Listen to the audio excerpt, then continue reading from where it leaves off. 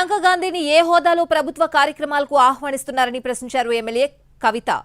కేటీఆర్ కుమారుడు హిమాన్షు ఏ హోదాలో రాములోరికి పట్టు వస్త్రాలు సమర్పించారో చెప్పాలంటూ కౌంటర్ ఇచ్చారు మంత్రి కొండా సురేఖ. ప్రియాంక గాంధీ గారిని ఏ హోదాలో మీరు పిలుస్తా ఉన్నారు?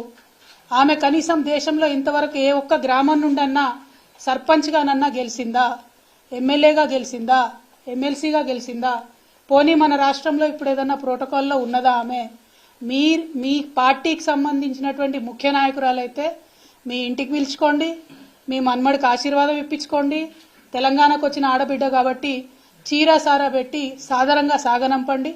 కానీ ప్రభుత్వ కార్యక్రమాలకు ప్రియాంక గాంధీ గారిని పిలుస్తామంటే తప్పకుండా నల్ల బుగ్గలు ఎగిరేసి ఆ రోజు ప్రొటెస్ట్ చేస్తామని ఈ సందర్భంగా మేము ముఖ్యమంత్రి గారికి హెచ్చరిక చేస్తా ఉన్నాం. భద్రాద్రి శ్రీరాముడికి పట్టు వస్త్రాలు పట్టుకొని పోయిండు మీ అన్న కొడుకు.